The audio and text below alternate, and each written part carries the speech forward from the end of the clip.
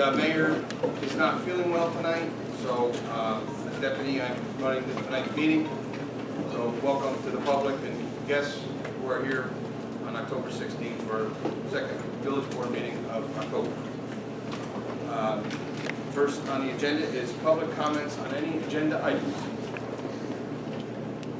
If you need a copy of the agenda, I think we have some in the back on the table in the back.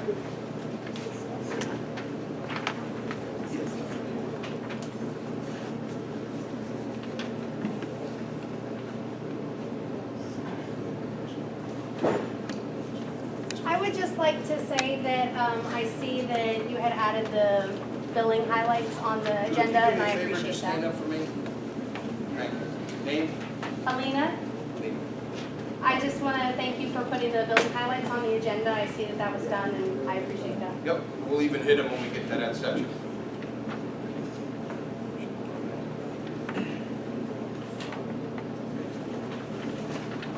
No other comment? Just a question, I thought that we were on the agenda on the Orange Park and Water You project. can be a public comment, or if you guys would like to speak now, you can do that too. I know we had a visitor from last meeting. If you guys have some questions, we can take them now. Yeah, okay, so that's okay. I think some of And if you could just do me a favor, I don't mean to interrupt you, just name so the clerk can get it in the minutes. Well, if you're gonna start. Teresa? So we had a few questions, I know they were raised last time. The primary question is that we'd like to know the status of the new water line phases in the New Park neighborhood. We also have some questions that shoot off of that, or do you want to ask them all now, or You tell me how you'd like to do it. Do you want to do them one at a time? we can do it one at a time? Okay, so I was I'll, gonna say, Jim, I mean, the agenda's pretty short. Why don't we just run by it and then the public can speak about it? Because it sounds they're like going to they're speak gonna right have a lot now. of We're going to speak right questions. now. If we have questions, we'll answer. You wanna do that? I mean, it's your meeting, so. Yeah, we're going to do it now. So, okay. So what was your first question again? The status of the water line replacement project in New Park. Okay, so we got the 3 bids for the water line replacement. The bids consisted of both Onder Park and Cragston. The lowest bidder came in just over $5 million. But according to our engineer, and I'm going to turn to Justin if he can fill in some cracks. According to our engineer, there's an issue with the ability for the outfit to complete the job, and there's an issue with the bonding that the business can put forth for the project, so that we know it gets done. So that means we have to go to the next bidder, which is just a little higher. And we are going to sit down with the contractor, which is actually the contractor. Harold. Yes, Harold was just down there. And we are going to try to make sure we turn it into 2 phases. So Onder Park will be phase 1, Cragston will be phase 2. The reason for that is that we did submit for a grant for phase 2, which we feel very positive that we may get. But regardless, we know we have to move forward with Onder, so we don't want to wait Okay. for that section. So it is guaranteed that New water pipes will be replaced in the near. The only reason why I won't give you guarantees is because the board's got to vote on it. But I mean, the money's been authorized, this hasn't been issued, so the board would have to vote on it once we finalize everything with Arrow, and which we're going to be sitting down with them, I would say, within the next, probably, I don't know, tomorrow, there's a meeting tomorrow, but probably within the next week or so, and so we can just go over their bid. And then I would think by the November meeting, it'll be presented to the board for approval. Okay. But the board does have to vote on it to move forward, to issue the debt, to do the project. Because obviously, I think I speak for several of my neighbors who are here, the water is Yes. not delightful. I'd be happy to show you the coffee/chocolate milk water that comes out of my faucets. So it is very concerning to all of us Yes. that we have access to clean, drinkable water for that, for bathing our children. for- Basic necessity. Yeah, I would agree. Yes. Okay, so it sounds like that's moving forward. And in addition to that, speaking with Trustee Phillips, who's the water commissioner, we are working with the water department. We're going to be doing some like big time flushing of hydrants in hopes that will maybe remedy a little bit of it in Deora, and that's the lower part in Cragston. I know we have some issues there as well. So we're going to be doing that probably before the end of the month, but we're going to send out a bunch of e-alerts, get it on social media so everybody knows. Yeah, that typically stirs up quite a bit. Yeah, but we're hoping that it hasn't been, see, we stopped doing it because this time last year we were in a drought. Right. So, Understandable. now we're flush with water, so, no problem. So we're hoping to do that again, and hopefully that'll help, the short term. Second to that, do we have an estimated completion date for the project? Justin? Which project are we? The water project, the whole project, One- disruption in according to Ontario. the contract for the water project, once they are signed it, they have just shy of a year to complete it. Okay. We're hoping that once we pull the trigger on this in the near future, that we'll get it rolling. The first thing on the agenda afterwards is to get the blacktop in. Okay. Now, mind you, if it runs into late in the year, when they complete it, it won't be till springtime That's for fine. the blacktop. Can I ask you to speak a little louder? I can hear you, but I think some other people probably can't. So what I was saying is, it's projected to be roughly, they have just shy of a year to complete the water project according to their contract. Now, depending on when we just start that project, if it runs late in the year like we're falling into now, blacktop doesn't become feasible because of getting the products and stuff. So if we hit something like that, then the blacktopping of the roadways will be pushed back until the spring. But also, we have the negotiations going on with the gas company. So if the gas line goes through, that blacktop might get pushed a little bit because obviously nobody wants anybody to touch that road for a long time once we get everything. Right. Once we get it blacktop. Okay, so that was one of my questions as well. So it sounds like there may be progression with the gas line then? We had a meeting a little while back, and they have an extreme interest. They're doing some calculations, and they're supposed to get back to us. They were trying to figure out the costs of their installation and what we hold them responsible for as far as patching it. Yeah. We won't, I mean, I don't think the board would want to shoot themselves in the foot, so if we get some buy-in and folks want it, then I think we want to move forward with it. But we just need to make sure, all the residents are covered too. So. Absolutely. I just don't, these are questions we're getting from, No. from our Ask away. association, so. Ask away. And then, do we have an idea as to when restoration work would be completed? It sounds like Errol is coming back to do the last phase. I know there's questions about when the park will be reopened from neighbors. The restoration of this ongoing project right now, I spoke to Tom Peterson, who's the project manager this morning. He is telling us Monday, Tuesday next week, they're going to be coming back to do the driveway restorations, the park, and then there's a bunch of those things clean up. Yeah, I'm sure there's that. We appreciate that. So realistically, probably another 3 weeks maybe That's great. of the yeah. headaches, and then hopefully we'll. We don't mind the headaches, we just want to make sure things are getting resolved and, as soon as there's no work in the neighborhood, I get questions, where's everybody gone? Are they coming back? Have they ghosted us? So, We were under the impression they were going to come this week. There was some kind of a hiccup with. that's okay. As long as they are planning on coming back, I will have very happy residents. So they did convince me Monday, Tuesday next week. Okay.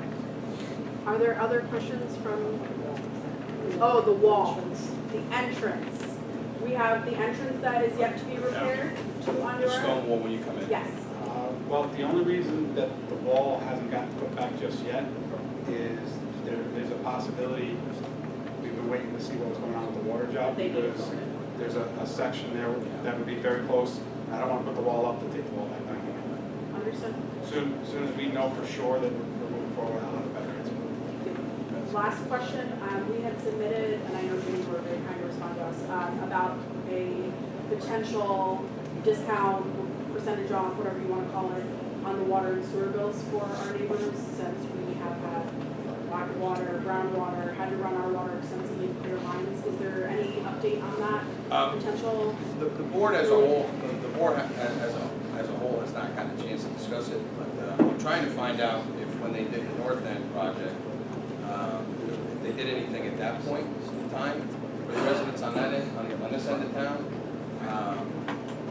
We get put in a little bit of a situation where it might be looked at as gifting or something like that. So we want to, I think I know for myself, I wanna try to figure out something. You know, legally, can we do it? And what if anything we can do? So I know it was on your letter, and I know it was an area of concern.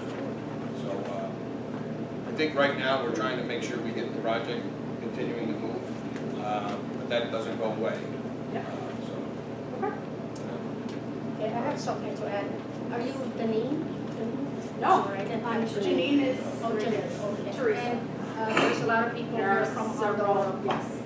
right? So, and this is what I have to say. I understand your concern, okay? This groundwater is not just happening in Ardora. It's happening in Cranston. It's happening on Main Street. It's happening to many households that are here in the village. The density of the people living in the village are actually above Main Street, right? Our water is brown. Okay, we've had to put filters in our house so that the water, we can wash our vegetables, so we can drink our water, right? So I understand the concern. The concern is not just in Ora. No, we certainly feel it very actively right now. I understand. I can understand that other people, we should all have access to clean, acceptable water. That's right. We should all have access to clean, acceptable water. So here's what I would say. We knew 10 years ago that the infrastructure was no good. It was bad, right? That we needed to act on that. And we estimated that the cost of changing the water lines in Ora and Cranston, where Ed Dunn lives. He was just here a couple of village board meetings ago telling us, look, stop telling me that the pipes are rusted. Do something about it, right? And the bid, or the estimate that we had to fix the water lines in Ora and in Cranston was 3.6. But you just heard tonight that the bid has doubled, essentially doubled. It's almost 6 million. Now, if we were to bond that authorized 3.6 million, we can only do Ora. We're not going to be able to do Cranston. We're not going to be able to do the rest of Main Street where other residents live, right?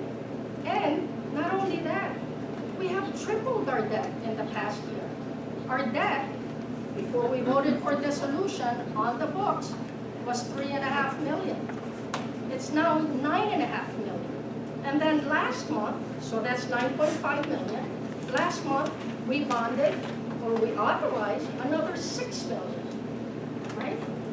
So that's 15 million of 1,100 homeowners in this village. We have to pay for that. You have to pay for that, okay? So that's 6 million, and then we have to add on the Ora, 3.6 million, okay? That's 19 million in debt for all of us, right, that we're paying for. And now we can't even service people in Braxton. We can't serve people who are in the rest of the village. So, but I understand. I'm not. I wish I I'm could just fix all the explaining. problems, but Yeah, I'm just acting as an agent for our neighbors in Ardora. I understand, and I understand where you're coming from. I would want that. I would want it, right? We just spent over $4 million to actually put new sewer linings and storm drains in Ora, just Ora, right? And now we're saying we're gonna bond another 3.6 now for the water lines, right? Satterley, there are people in Satterley whose storm drains are inadequate.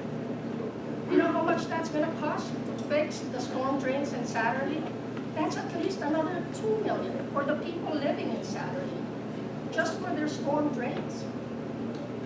Okay, so it's not as simple. It's not as simple as We us. certainly understand it's not simple. No, no, I'm not arguing with you. I'm just trying to explain to the public what this is costing the rest of the village, okay? So it's not as simple as, you know, we're gonna give you what you want and it's gonna be all okay. It's gonna hurt, okay? And the only way, and we need to fix it. Infrastructure needs to be fixed, obviously. But the problem is, this should have been a multi-year capital fund planning. 5 years ago, 10 years ago, 15 years ago. 20 years ago. You take on one project, you pay it off. You take on another project, you pay it off. You don't wait for the infrastructure to crumble all at once. We haven't even changed the filters in the water plant for over 50 years. The filters in the water plant, that doesn't have a lifespan that long. Okay, we haven't even changed that. Poor planning, okay? What are we doing? We're spending your money on things we shouldn't be spending on, okay? Redundant services. Services that we can get for free from Orange County, okay? Things like promoting our friends, okay? Paying $1,500 a month for this building, All right, and then I'm just using gonna it interrupt you for a second, other Melanie. people who are friends to us. Okay, you have, That's where we need we're trying, can help we keep staying spending. on topic or on the part? So that is, Do you have it's any not more a simple questions? answer. It's not a simple, but I understand what you're saying. You need clean water. Ms. O'Brien? I just have something, if you give me a minute. My Sure. neighbor Jeannie Carroll is not here. Sure. She's at 6, I'm at 8. She just, she asked me to read this. I've lived in Ontario going on 40 years in October.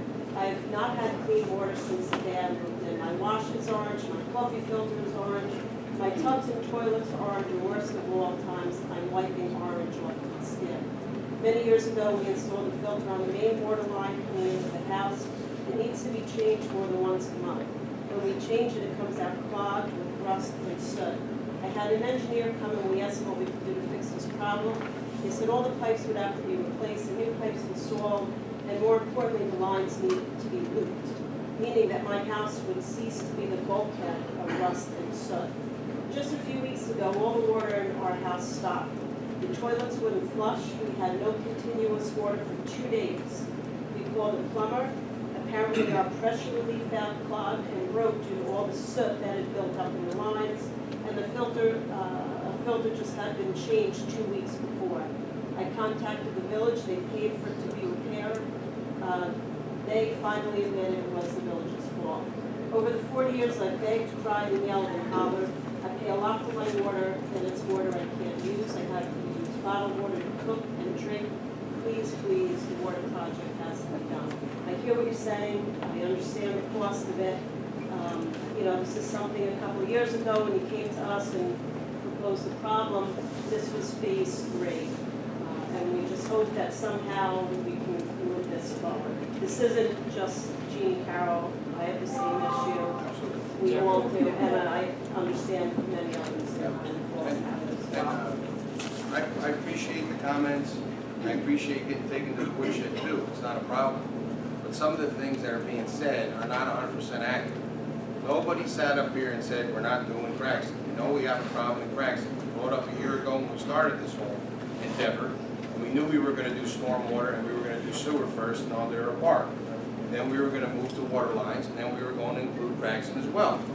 Just because I said we're trying to break it in 2 phases and we put in for a grant does not mean that we're not potentially could be borrowing money to do Craxton as well. Nobody, I didn't say that. We're going to take a shot and try to get the grant first. Hopefully we get it. I feel pretty good that we will. But if we don't, it doesn't mean we're not going to move forward. And just so we're clear, we are going to have to pay it back. A year ago, I requested to say, hey, we have to put up the water rate $12 on the initial first 5,000 gallons. I got chastised by the same person who's on the board now, who says we have to prepare for the future. Well, if you fight me for $12 so it would be 2 bills, $24 for the entire year. I can't save $24 going forward. What do you want me to do? And as we continue to move through the project, the water project with the company, we're going to do Aldera Park, we're going to continue to move down Craxton. We've done the north end, we've continued to move down the community. It takes time, it takes money. Yes, we're all going to have to pay for it. Yes, we are a village. Yes, I have to pay for it in Satterley. I understand that. And we're going to move forward. I don't think anybody on the board here doesn't know how much it's going to cost. We understand the numbers. Filters at the water plant. We had an engineering firm do a study on the filters. The filters, the aggregate is the word, and Mr. Phillips can fill in on this. I don't have to be the only one talking. The filters at the water plant were fine after the study. Am I wrong? That's correct. Okay. They did the study. We paid for a study to be done. In fact, the folks who did the study said you can't get that type of aggregate anymore, and the stuff that you would buy now, I keep saying stuff, the aggregate that you would buy now, you won't get as much time on. The problem is not necessarily up at the plant, it's when we get them into the pipes. Got it. We understand that. I understand that. Mentioned Craig's infrastructure. You can't have it both ways. Okay, I've been on the board for a while. I remember the board getting chastised for bonding money, which we bonded, paid down. We do infrastructure. We pave roads. I understand we're in certain sections of the town, but it's just like a house. By the time you get to the last thing, I gotta start all over again down the other end. It costs money, but you can't do it all at once. And I'm sorry we waited so long as we did, but we're doing it now. So we can take a beating, we can stand on a soapbox every meeting and say how bad we are, but we're moving forward with it now. And the redundant services that we keep talking about, just so some of the folks know who don't come to the meeting, the redundant services we keep talking about is as part of our emergency services for the police department is dispatching. If I got rid of dispatching tomorrow, it's a general fund obligation. It has nothing to do with water or sewer. Nothing to do with water and sewer. Just so you all know. Anybody else from Wandera Park? Okay. Yes, sir? From Wandera Park.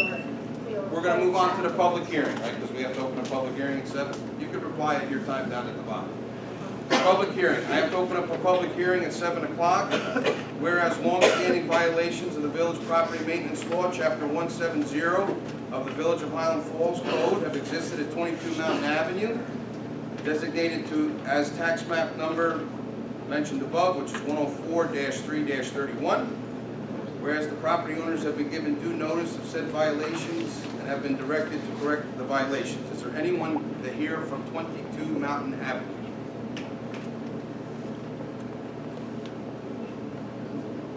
No, so I'll take a motion to close the public hearing.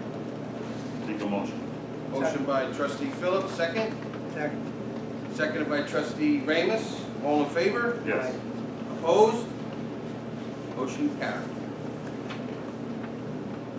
So I'll now entertain a motion to pass the resolution.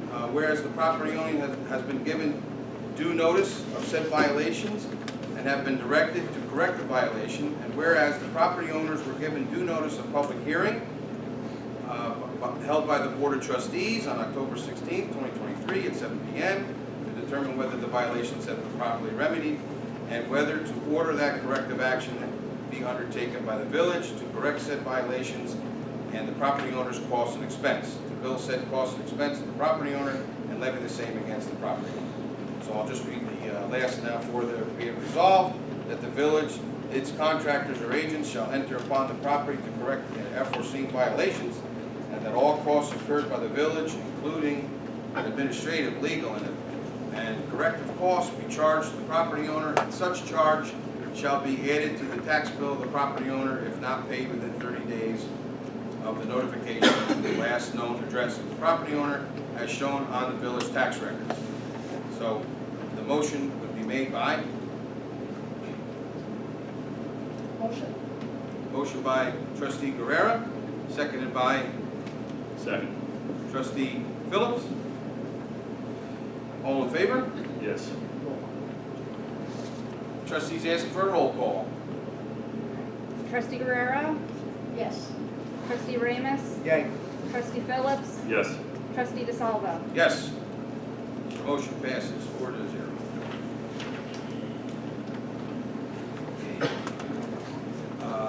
We have bills and claims for the fiscal year 23-24 for $115,994.27. On the agenda, you'll see a breakdown. The 5 major ones were Alpha Tech, Sion Chemical, Edmunds Government Tech, J.R. Robert Fulchetti and Associates, and Care Service and Repair. The Alpha Tech and the Sion Chemical are normal operating, and Edmunds Government Tech is the program we use for our financial services. So those 3 items are normal operations. The Robert Fulchetti and the Care Service are both storm-related. So while the engineer is 57,442.81, and the care service is 7,600, we should get 75% of that back, which is roughly 49,000. So those are the highlights of the bills and claims. If there's no objections, I'll take a motion to approve the bills and claims. Make a motion. Motion by trustee Phillips. Second. Seconded by trustee Ramus. All in favor? Yes. Yes. Opposed? Motion carried. We have, next on the agenda is to approve the following minutes as written on the regular meeting we had October 2, 2023. Just need a motion. Make a motion. Motion by trustee Phillips. Is there a second? Second. Seconded by trustee Guerrero. Any discussion? All in favor? Yes. Yes. Opposed? Motion carried. The next item on the agenda is a routine item that we have. It's from the county. It's a resolution regarding tax exemption of village-owned water supply property. This is with the County of Orange providing the exemption from county taxation on certain real property located in the town of Highlands for use of our village water, which is basically like Bog Meadow. That whole area, we try to ask for tax exemption through the county. It's a long whereas, but I'll just read the bottom portion that that therefore be it resolved that the Board of Trustees on behalf of the Village of Highland Falls, its taxpayers, water system users and citizens hereby petition the County of Orange to grant a whole exemption from Orange County real property taxes commencing for the calendar year 2025 on the parcel of real property in the town of Highlands as identified as Section 1, Block 1, Lot 2. And it's further resolved that a copy of the resolution be forwarded to each of the following requests their attention to the petition processing of the same in affirmative action. The Honorable Katie Benelli, who's the chairwoman of the Orange County Legislature, the Honorable Thomas J. Fascione, who is the party leader, and the Honorable Michael D. Paduch, who is a party leader. The adoption of the foregoing resolution was moved by trustee. I'll make the motion. Second. Second to trustee Ramus. All in favor? Yes. Aye. Opposed? Do you want a roll call on that? Okay, we're gonna do a roll call on that. Trustee Guerrero? Yes. Trustee Ramus? Yes. Trustee Phillips? Yes. Trustee DeSalvo? Yes. So resolution passed. That's a pretty easy one.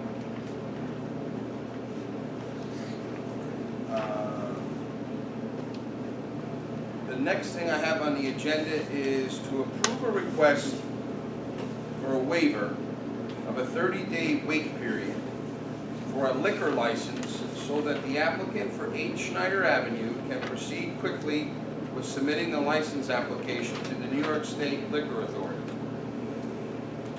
This is normally a 6-month process. This waiver will expedite the process.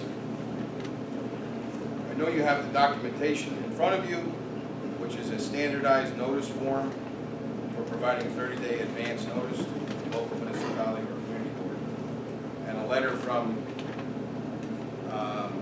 looks like a company that assists with getting your liquor license. I have, while I don't, just my only quick comment on it, which is, I've never seen this, I think, in my tenure. I'm not saying yes or no, I just, I'm sure it's something that the consultant has put together, probably for all the clients. okay. So I know you haven't asked for similar requests. This is the first time I've seen Yeah, the right. form, but I don't see anything. Yeah, I don't, I did check, because it's an LLC, and I know that there's one member that's listed on the back, and I did check on who the other members were. It's a 3-member LLC, actually. So, you know, to make sure there wasn't any conflict on anybody's end on the board. I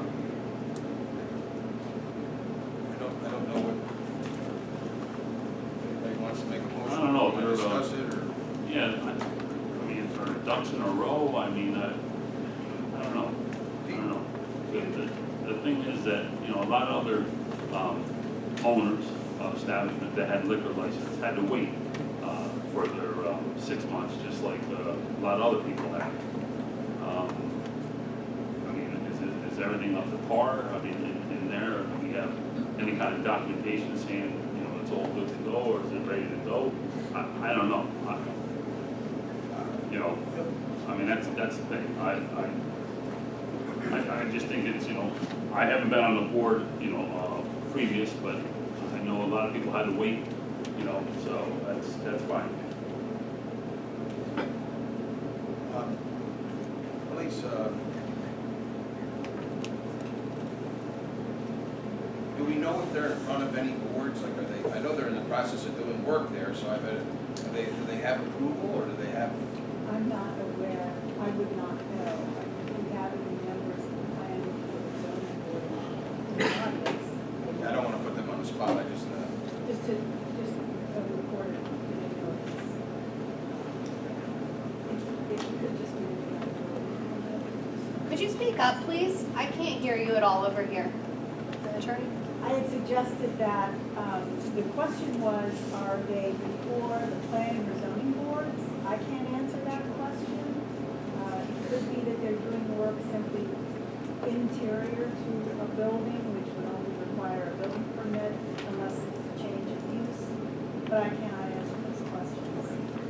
You can certainly, put it off, table it, and have to look into this. It seems like this Andrea person, her email is liquorauthority.org, so I'm not a little confused what she's looking for. She says she's a consultant. yeah, I think the actual one's .gov, Okay. yeah. All right. Well, honestly, if there's no, technically, we would need a motion, a second, we could discuss or vote it up or down, so, I mean, is there a motion to move forward with it, or? I vote to table it for now. Well, I'm gonna have to abstain because this applicant is one of my tenants in one of my buildings. So we don't do business together, but I don't want there to be a perception of impropriety. So he rents from me. I don't know anything about a liquor license and what the process is, but just to make sure there's no conflicts, I'm gonna have to abstain anyway. So I think it would be up to the three of you. So maybe we just need to see more information. Yeah, I think we need more information from not only the building department, but maybe even reaching out to the liquor board to see what kind of protocol, if this is something that happens, you know, regularly. I don't want to contact the liquor authority, I don't think, You can call Phil. yeah, See yeah. where we're at with this. But I don't think if a bar is going to be based in the buildings. Yeah. Want to know about what? It is a bar. It's always been a bar. Okay. So he's just a new tenant, and he, I guess, to operate it needs a liquor license. That's what I'm assuming. Yeah, I don't think I still think he's got to go through the process. Of course, that's what I think. But that's up to the three of you. You guys decide. Thank you. So let's table it, there's been a request to table it, we can take it up on November 2nd, if we get more information. You guys okay with that? Yes, sir. Okay. No.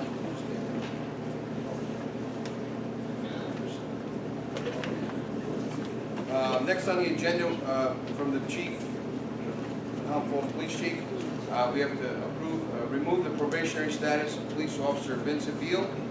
He has satisfied his 52 weeks of probation and is an officer in good standing per the recommendation of Chief Jason Torpy. Make a motion. A motion by trustee Phillips, Second. second by trustee Guerrera. All in favor? Yes. Opposed? Motion carried.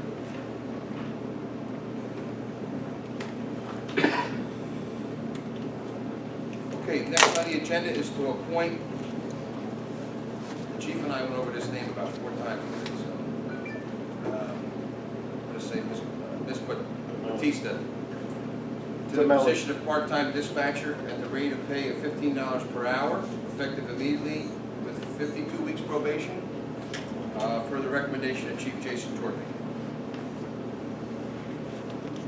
Motion. Second. Motion by trustee Guerrera, seconded by trustee Phillips. All in favor? Yes. Opposed? Motion carried. Next on the agenda is to appoint Patrick Haley Jr.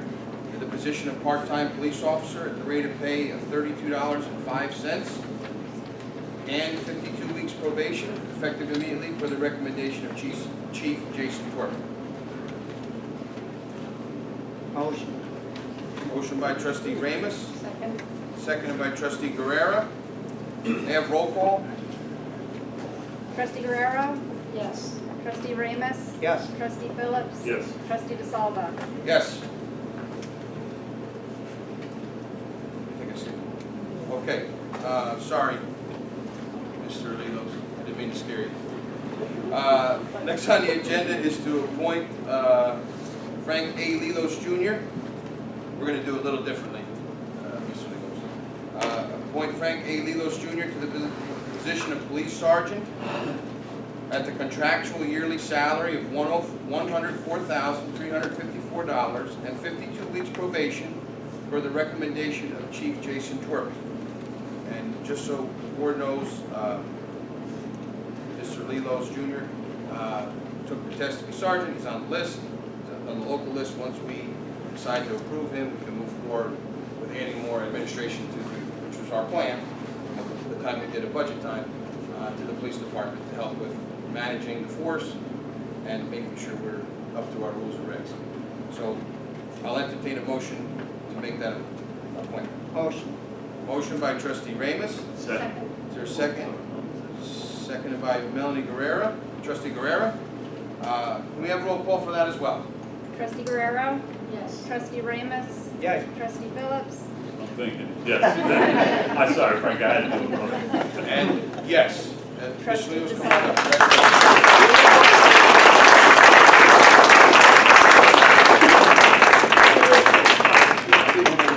I wanted to get you approval.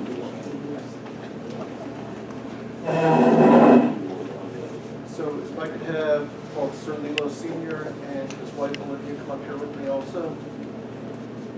Officer Lilos is in his 7th year with the agency. He's a second-generation police officer. He's from the village, and I'm very, very excited for your promotion. Congratulations.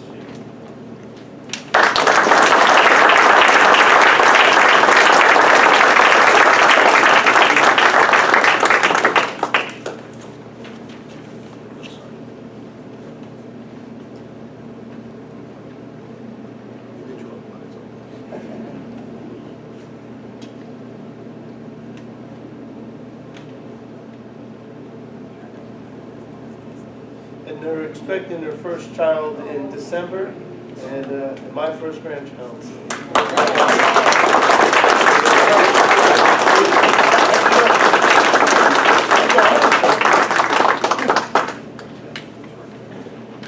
Thank you.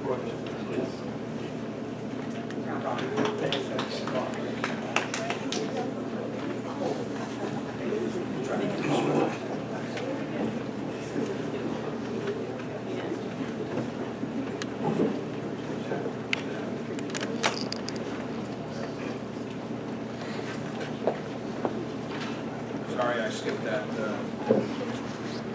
Ms. Pitt told me I had to be out of here by 7:30, so I'm already fast.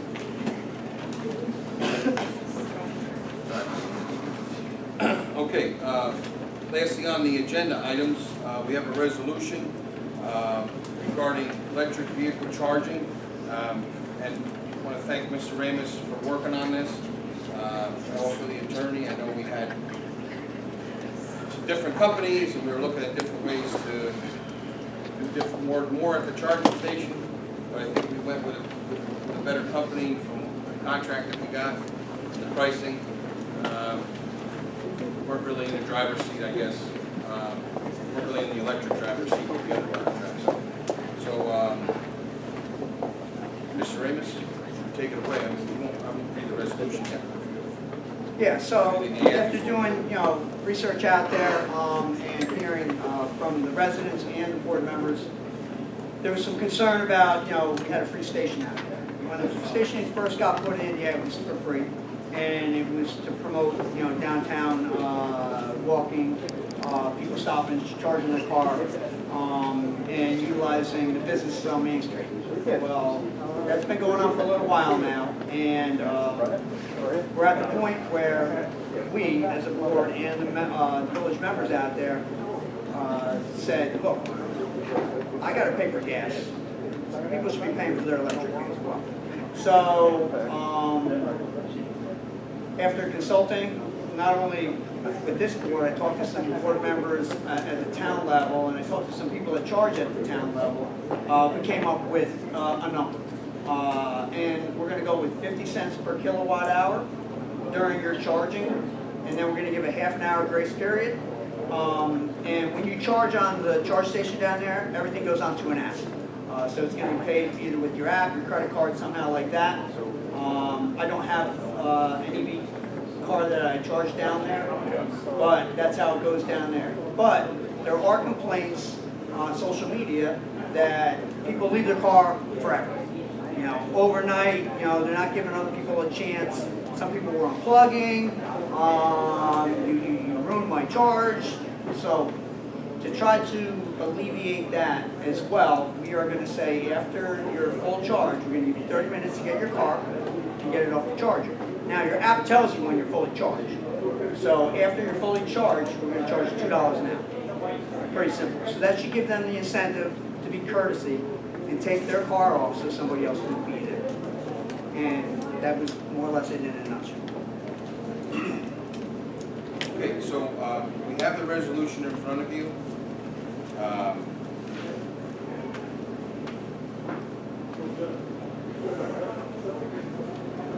read it.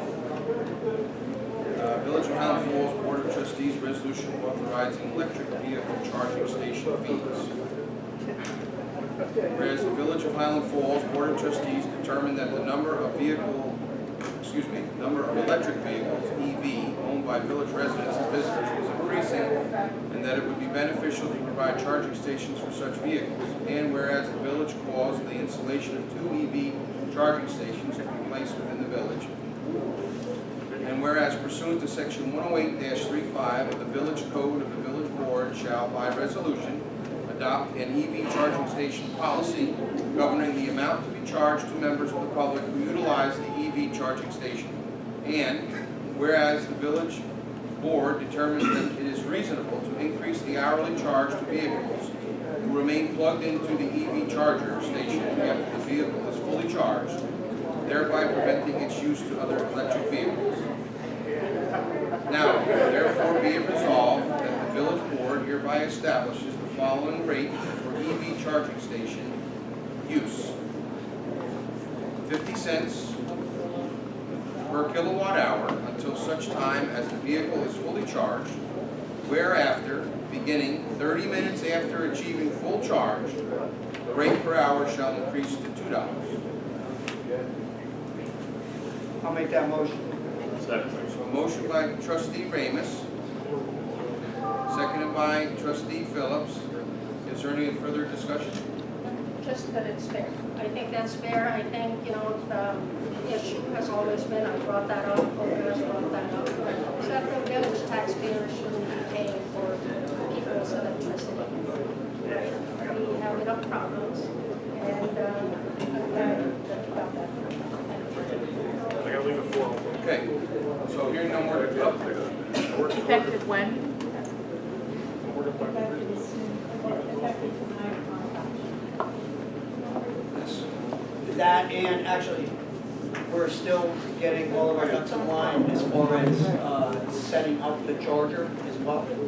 And I'm working with the clerk on that, and we'll be on it first thing tomorrow morning. We're just waiting for this to pass. As soon as it's on, then push the door. you just have to have it, they plug it into the machine. Okay, so motion, second discussion. Roll call. Trustee Guerrero. Yes. Trustee Ramus. Aye. Trustee Phillips. Yes. Trustee DeSalvo. Yes. Okay, the resolution passes. Okay, so we're done with the regular agenda, and public comment. Doug, you have your hand up first. That we're done. One comment on the water line. One young lady was talking about running a loop. It's like, okay, a loop in private. I don't think it is. Like crap like before. And one of the, that's the job to be confirmed. On Nora and Francis are at the same time. Right now you're looking at January. Right now. Time gets 2 years. Gets approved. Well, that guy that he does that to a lot of no, I'm sorry, there's another guy that does it like recording like yeah. The other thing is a lot of there's always a lot of comment about we're going to dig here today, we're going to dig there tomorrow. Well, I would suggest, as I was in construction industry my whole life, hire a consultant engineering and hire them for infrastructure. Infrastructure is not only water pipe or sewer pipe. It's your drainage, it's everything else, it's everything. If you don't approach these problems in a logical manner, that bill is going to keep increasing exponentially. So everybody in this room should know that we're going to have to bite the bullet as a community. We're going to have to pay. That doesn't get paid for 100 years. So now we're going to have to pay. All right? So my advice is, since we did this before, is hire a construction engineer to actually plan out what you want to do. This year it's Onboard Park. Next year it's going to be Satellite Road with all their drainage. And if you can put gas piping in and both of those communities, I'm sure that people would love it. And you can do that all while the ground is opened up, rather than open and close it, open and close it. It doesn't make sense, it's stupid, and it's a waste of money. All right, that's all. Oh, yeah, one other thing. This is something totally different. Driving through town, you look at the utility poles, and they all had posters of the veterans who served in the world wars or serving, Vietnam, anywhere, any conflict we had. Why would you take all those posters down, 20 days before Veterans Day? It doesn't make one bit of sense. If you're going to put these things up, they should be up from Memorial Day to Veterans Day. It doesn't make sense to take them down before Veterans Day. That's like kicking it right in the ass. That's it. Couldn't agree more on that last thing you brought up. So they were taken down temporarily to do some electrical work on the poles, but they're going to be back up well before Veterans Day. I know you would. Yes, sir. Brian Fredericton, I live at the top of Downton Avenue. Just see if you guys have an update on the Brook Wall, what we have of damages, anything with engineering projects, or any type of updates on state assistance, county assistance for repairing the wall in the brook. So, thank you for coming. And just a couple of quick things. I know that it was just mentioned about some drainage in Satellite Grove. I know Justin and Todd have been meeting with FEMA regularly. Is it daily? I don't know if it's exactly daily, but it's probably 3 to 4 days a week. They continue to approve projects.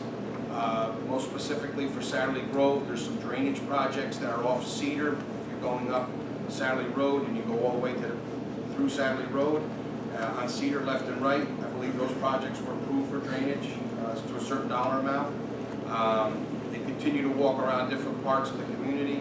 I know they were up at Bog Meadow for some approval from FEMA. They also have been getting some approval for some of the walls in Highland Brook.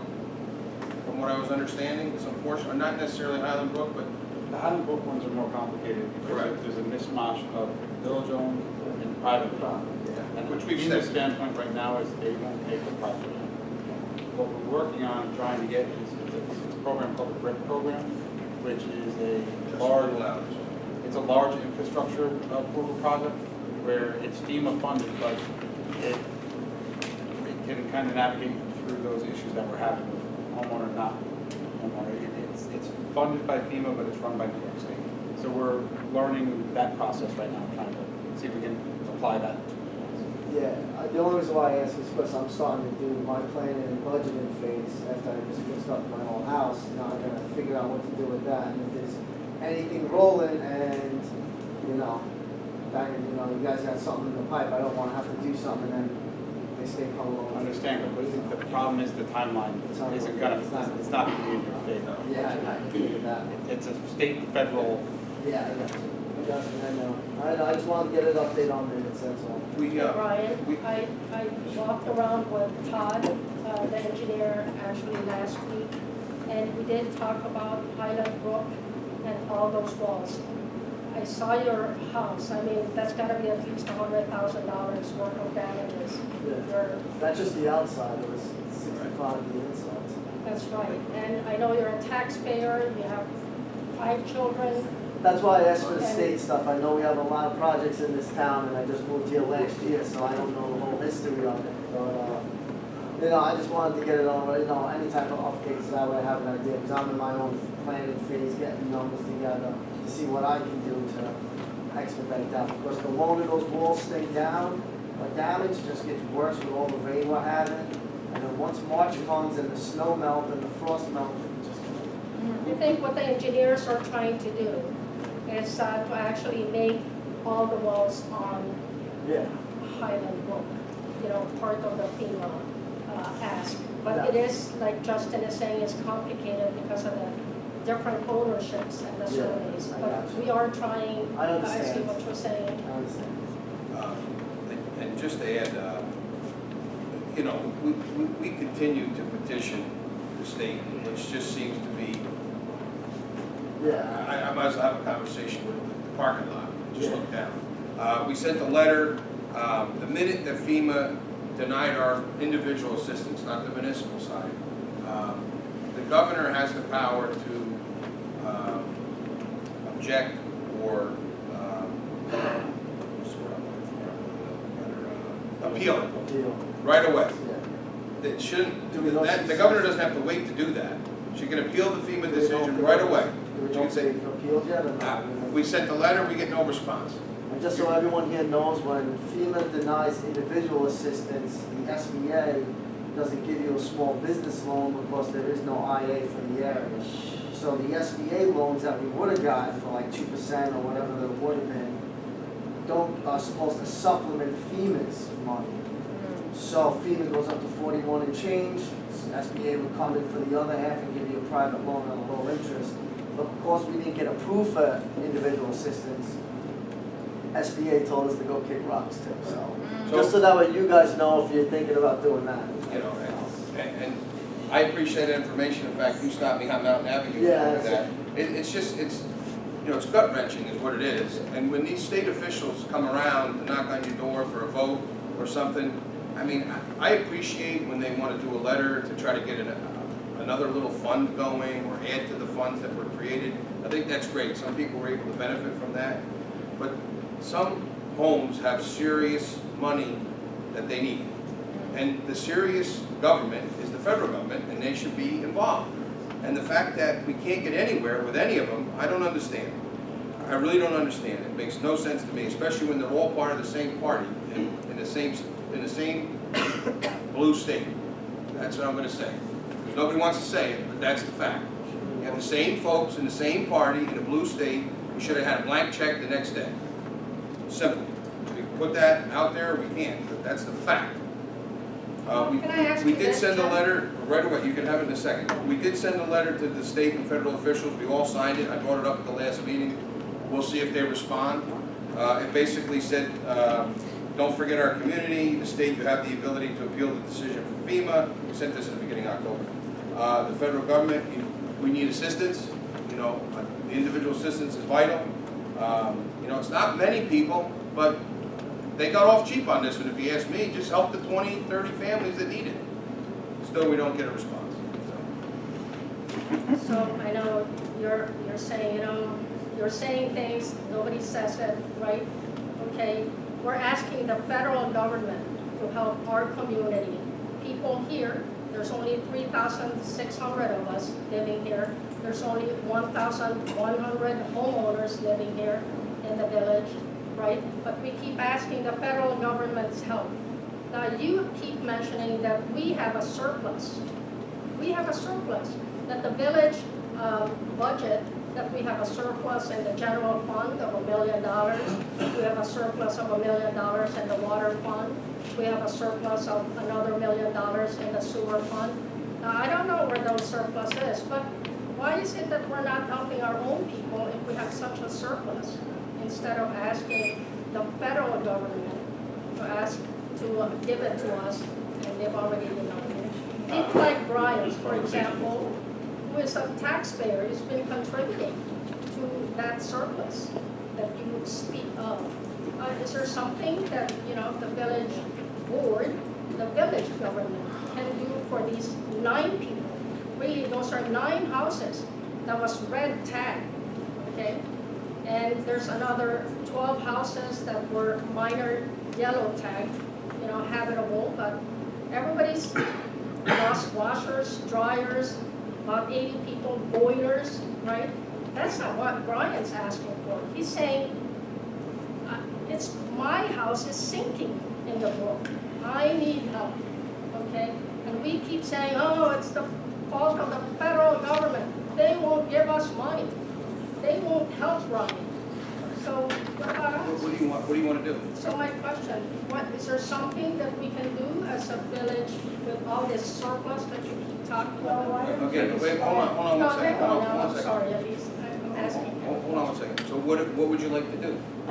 Is there something we can do to help I'm asking people you, like Brian? what would you like to do? Give him a few thousand? So you'd Right, like to help to, him? cut a check to Brian for a few $1,000s? Is that something we can do to help our own people? Go ahead, Elise. No, yes, it's constitutionally exempt to give village money. Can't hear you. Can't hear you. Okay, so what do you? Sound in here is terrible. I know. Can we address that? Because, I'm gonna address it right now. okay. That or the sound? No, the sound. For years. I can't fit these people in that room. I know, but why can't you have? We're working on that. Stuff in your own. We're working on that too. We're working on bringing the live feed to here too. Okay, the question was, can we just cut checks to Brian, who I would love to do, and the other 20 folks? Which I'm not asking. No, I understand that. Hold on, I know that. I appreciate that. It's a soapbox issue here, so it's okay. No, but We're gonna address it. It's not, I'm just, it was asked if we could cut, if the village of Highland Falls can cut checks to homeowners who suffered during the flood, a village money. I heard that. I just can't hear Elise. Her when she answer was, speaks. okay, I'm gonna answer. Okay. Her answer was, and you correct me if I'm wrong, it's constitutionally illegal. Can't do it. I'd love to do it, I can't do it. Mr. Luke, You is cannot the town give- doing something that's giving about $400? Yeah, as soon as I get the chance to speak, I'm going to say something. Yeah, I don't think the town of Highlands is issuing the money. The town of Highlands is issuing if $400 the from town the of town tax money. Highlands is issuing money to individuals. It's illegal. Then that's not lawful. If there's something else going on, that's something else. But a municipality cannot take taxpayer money and give it to individuals or any other type of gift. This was brought up at another meeting a couple of times ago, and it's illegal. We would love to help, but it's illegal. So if somebody wants to sign the check, then you have the power to do it, then you have the power to spend time in jail, because we can't do it. The bottom line is for situations that happen on July 9th, the folks who should be helping is the bigger entity. The bigger entity is the federal government. That's just the bottom line. It's not my rule, it's the rule. Like we've had other FEMA issues before, they've helped. Why they're not helping this time, I don't know. You can't really get a straight answer from anybody. So I'm not talking about the other organizations or other groups that are definitely doing a lot of work and they're helping out. Whether it's $1,000 here or $2,000 here or $400 here, every little bit helps. But for some individuals, there's situations where it's 60, 70, 80, 90, 100,000 plus. And for that, you need the federal government. They have a bigger pocket. Any more public comment? you had your hand up. Yeah. Okay, so my name's Gary Laux, I live at 48 Row Ave. So I'm one of the committee members for the Town of Highlands Disaster Fund Committee, all right? We have an application process that's been out there now for about a month. The committee's gonna meet tomorrow at 4 o'clock to review applications. We have a small amount of applications that we've received, all right? So there's still time if you wanna go ahead and get one of those applications, fill it out. They're available at 2 places, the Town of Highlands Town Hall and at the Village Library. All you gotta do is fill it out, drop it right there, all right? I will go and collect them up tomorrow before our meeting, and then we will sit down and review it, all right? We're awarding up to $400 per application, okay? These are donated monies that we've gotten from individuals that are in the fund. It's not appropriated money from any government entity, all right? It is donated money from individuals, from other people that have said, hey, we want to help the Town of Highlands. That includes the Village of Highland Falls, West Point community, anybody that, well, not West Point community because they're a federal installation, but anybody from the Town of Highlands, okay, is eligible to get one of these applications, fill it out, and then we will consider it, okay? But it is donated money, it's not appropriated money at all. So I just want to make sure that is extremely clear. Any questions? I'll stay after the meeting. Please come and talk to me if you have any questions. I'll be right here. So thank you very much. Yes, ma'am. I have 3 questions today. The first question I'm is, sorry, ma'am, can you just stand up? Yeah, Just sorry. give your name so they get it in the minutes. I'm Please. Casey. What is the village board doing for those sustaining damages due to lack of infrastructure maintenance? You know that infrastructure is come to a head and a turning point where we can't turn a blind eye, and now, you know, obviously it's not, we can't depend on the federal government to fix our infrastructure. Obviously we can't cut individual checks, but when do we come together and say, you know, people are sustaining damage to their homes due to our lack of infrastructure maintenance? What are we doing? Because it's come to a head, and I know we really, infrastructure is kind of the pillar of our community. We can't build and do other things for, you know, our kids in our schools without having a strong infrastructure. And what are we doing there? Because it's all I keep hearing is FEMA and, you know, looking for the government to repair things, but there's also a serious aspect of our lack of infrastructure and maintenance. Okay. The quick answer to you is that we continue to deal with FEMA for the stuff that got destroyed during the flood. We're still going to be on the hook for a portion of that, right now up to 25%, unless the state wakes up and decides that they want to cover 12.5. Of the infrastructure that you are referring to, the preliminary estimates were roughly 36, 7? 36 and a half. Yeah, 36 and a half, so 37. We continue to get things approved to do work. For instance, Drew Avenue, bottom portion of Rose Drive, Center Street, help me out, one more road. Station Hill Road, and the bridge going over Merms, the little tiny bridge. All that's starting to commence this week. So they'll be working on Brownsville tomorrow. So we're trying to get that all tied up before the winter. Other infrastructure that we've done curbs and drainage on the north end of town. We've repaved Main Street, we put sidewalks in, we put new lighting in. We continue to change the lighting on Main Street to go to better efficiency bulbs through our free plan that we provide. We have a paving structure, we have a paving schedule. I think we've paved every road in town. We're pretty much up to date. My road has not been paved in at least I'm gonna get to you. minimum 2 decades. Yeah, your road's probably one of the last few to get done. And I know that you had a particular issue at your house with, and I think you met with the engineer. You guys are trying to work something out there, or has that been satisfied? Trying to fall on deaf ears. Besides smelling. Okay, so the village engineer's working on something, I think some of it's private property or, okay. So it's a little more complicated and straightforward, okay. It So has been an issue though. I've been, you know, every time it rains, I get water. I've seen video, I've seen it. But I'm not getting much feedback. Well, some of it's private property, from my understanding, from what I My understand. road is village property. No, the drainage that was put in is on your property, that is private property. The drains, the 2 drains are on the village road. I do not think, from what I understand, and I'll reconfirm it, but I don't know if those 2 drains were put in by us, meaning the village, not me. But it's on village road, which is. I understand that, but not if it was mine. never authorized to put in the streets, probably was done not properly. So, I mean, again, we can take it off unless you want to have this right now. this full No, discussion. because, no, and there are witnesses, so people who have lived there a long time, actually, the municipality did touch those drains and Yeah, folks. worked on it. But I think that is the issue that, I think what Casey's issue is that there's a lot of infrastructural problems that worsen the effects on the people, worsen the effects of the flood on people like her because it wasn't done properly or it wasn't maintained properly. And that she's been trying to get answers from people like us, and she gets still run along. So I think that's her point. And what are we gonna do about it? What are we gonna do about the brown water? What are we gonna do about storm drains that are inadequate? What are we gonna do about roads that were never milled? Instead, they just kept putting more and more material on top, so now it's higher than actually the people's driveways. And now water is pouring into Where's this? people's driveways. Where is this? That's a state I live on Pelham Lake, but I let know me where be you clear, live. I'm not speaking just about, I'm speaking about many people who You're complain just of making. groundwater pipes, et cetera, et cetera. It's been a common denominator, and I feel like you guys aren't doing enough to address it. I have seen actual videos of when it rains in regards to your property. The engineer and Mr. Justin have been both there to talk with you. I believe the engineer is working on something, Mr. Atkins. As soon as he has it together, we're gonna get back to you. Okay? I'll continue to follow up with you guys. No problem.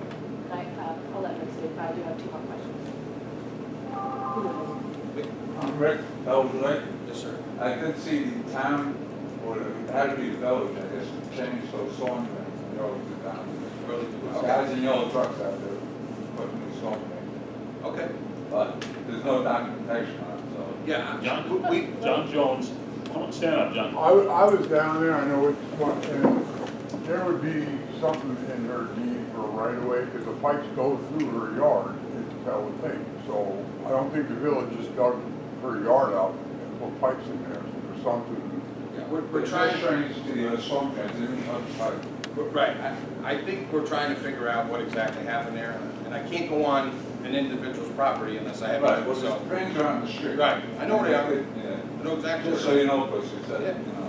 Yeah, I get Yeah, it. but those drains, we don't know if they were put there by previous people that lived there. They were You existing. know, you know, And they removed the existing because they were small, and they put precast storm drains in. Yeah. We're trying They to. got the existing pipes, they just connected, put the wood storm drains in that. put One- 10 one of the pounds problems into with 1 that- pound bag. But One of the problems that's coming up as a question is the material that was used is a newer style material, it's a PVC style pipe. well, you So, see, yeah, so that's not conducive with what they would have used 25 years ago. that goes to that old board again. So that's, the problem is we haven't been able to find documentation showing that the work was done by the village. And the materials that were used, our DPW superintendent's been here for many, many years, and the materials that were used would have been the material that would have been installed. They in the used that timeline just that as a we coupling, they coupled it into manhole, it was a metal corrugated pipe, but they used that, they made a homemade coupling. What the dilemma we're having is we have to see, there was requests for surveys and stuff like that, because in order for the village to get permission to cross properties to make that drainage into where it goes in beyond the wall of the dam, that would have to be a forever easement. It would be in the deed of the property, there would be documentation of it showing that the village is financially responsible to maintain it. That would all be part of the deed. So these are the things that we're trying to come up with in order to establish that we are financially responsible for it, and we are responsible for maintaining it, and all of that. So that's been tasked to my supervisor, Todd Atkinson. He's been looking into, basically we have to be able to prove that it's ours in order to make the repairs. Yeah, it's not the answer you want to hear, but that's, Unfortunately, it's a little bit of paperwork to go through. it's a very complicated gray area. But we have been on site at the property. As soon as we have something put together, we're gonna get in touch with you. We're not ignoring you. you have two more questions? Yes, what is the status of the zoning, specifically looking at the US Academy Motel? Is there an update on that? I do not have an answer for you tonight. I don't have an answer for you tonight. We were supposed to meet in October, but I think we might have some changes in that schedule. But I know we're gonna, I know I wanna get it off the table, so I would think hopefully by the end of this month we'll have a meeting. We can deal with it at the beginning of November or the second meeting in November. Do any board members have an opinion on that? I do, I have an opinion on that. I think it should not have been made B3 in 2020. I think it should have stayed as residential non-conforming. I know that the people of Hellwood Lake community had fought that fight a long time ago, spent money on it, and to keep it the way it is. And for some reason, right under your noses, 3 years ago, this board, I wasn't there, changed it on you and turned it into a B3 high-density zone. So somebody can buy it and just put a 60-foot building in front of your houses. And I think this comprehensive plan that we've been trying to put on the table for a year now, really, right? Nothing's happening with it. We're putting other things on the agenda, like canning and sensory gardens and all that stuff, but we won't put the comprehensive plan on it, which I think is very important. I think Main Street, which is from the gate to just a half a mile down the gate, looks deplorable. There are no businesses there. We should concentrate on businesses there, increase the tax base, and help us pay for all this debt that we're actually accumulating. But right now, it just looks like a desolate Main Street. We don't really have a downtown. We're unable, as a board, to actually get businesses here to help us with it. So I agree. I think the comprehensive plan should be back on the table. I think members of the board should have an opinion on it. And I think the committee that was formed to actually talk about and give their input on the comprehensive plan, I think their input should be part of the comprehensive plan and not blocked. Does the comprehensive plan really exist? Because I feel like, it's been. Yeah, she has a copy of the draft with everybody's input that was on the committee too, so I'm not sure what you're talking about. So can we share that with I think we should be able to share that. The final draft is out. I think the mayor had wanted to look at it himself first and then discuss it with the board and then make it public. I'm not sure. Is that how we're supposed to do it? I know that you want to push that agenda, and I know that you made some comments tonight about Main Street. I think you're on your, fourth or fifth building on Main Street that you're Yes. purchasing? Okay, so it's worth investing in, then, right? No, I put my money where my mouth is. Worth investing into the community? I say Thank that you. it does But we're gonna talk about it. changes. We know we're So gonna talk don't be about it, jealous to make some about changes to the zoning. We know Don't be that. jealous about my And I think we're financial still waiting, status. I think we're Mr. still DeSalvo. waiting for some official, I spoke to the planning board chair, and I think we're waiting for something from the planning board still. My last talk with Eric, he said there was one thing he was getting back to us on. Maybe density. Yeah, that's what it was. Did you have another, is that your last? Density is something that Yeah, we, as a planning board, have generated a few letters Yeah. to the village board. we're gonna remedy it. Perhaps we should be investigating those letters. But I believe we put a lot, just about everything in there, and nobody seems to know what we put in there, actually, we sent it more than one time. Yeah. But, density seems to be the last sticking point there. And I mean, some people who have come into town, some new business owners that have bought buildings, who had visions of grandeur, purchased buildings and then made sure they went through a certiorari proceeding or tried to lower the amount that the tax base is for each property. So, in particular, one person who's bought properties on Main Street has requested a reduction in a little over $2 million in assessment. So we have to make that up too. So, unfortunately, I don't get to choose who comes and who invests on Main Street. But I wish we had a board to voir dire investors as they came in too, because we would appreciate folks, who bought property enhanced them like Melanie does. No, I agree. I'm with you, Jim. It is. I think, 2 years ago, you got caught giving a developer No, new $20,000 a month for an empty building. New. Mhm. I appreciate that, Ms. Fallon, but they also request to have their assessment reduced. Everyone's I allowed don't to do it. request that. Our I don't. business owner would request that, we just, we you don't don't. agree with it, we say no. Come on now. I know, I never have. Come on now, what? That was your third one, you have I'm another? sorry, I have one more question, so. Four. We But spoke at Casey, before you move on to that, because he's slinging a lot of mud here about I'm not slinging people any who mud. are actually coming in to actually invest. Giving you A year and a half ago, when he was in the Orange County IDA, That's not true, it his was not in the favorite IDA a year and a developers, half ago. he That's a paid lie. $20,000 a month for one whole year That's also a lie. as part of the Orange County IDA board on an empty building, which is supposed to be an incubator. He knew it was completely empty. It's a lie, too. He begged, okay? And then he Abstain got from those caught, votes. She's he not got being fired, and then all of a sudden, he's like the biggest, he's trying to distance himself I'm from trying to this distance myself from developer as fast as possible, right? Yeah. I don't mean to interrupt, I don't But mean this to is the interrupt problem. Melanie and Jimmy. Let's just move on. Yep. This is I have a getting question. ridiculous every freaking time, Okay. every time. And to answer your question, young lady, I talked to a lot of people from Norm's area, your area, okay? To me, my opinion, because, trustee Guerrero keeps saying this board, my opinion is if you can't put lipstick on a pig and make it look good, what makes you think that if that building goes up, they're gonna maintain it to be good? That's my opinion, and that's the way I feel about it. So when it comes to vote, my answer is no, and I told Mr. DM that a long time. So when people are saying this board, this is how I feel, this is how I am voting, and I'll tell you that right now. That's the way I feel about it. And there is a lot of buildings in here. This community is to thrive. I live in Highland Falls. I don't know about other people in this area, but I live in Highland Falls. People bust their butts to keep it going, okay? But a lot of people just bail out. If they can't rely on West Point to make that go through, when they're close to summertime, a lot of businesses close up, and it's sad. It's very sad.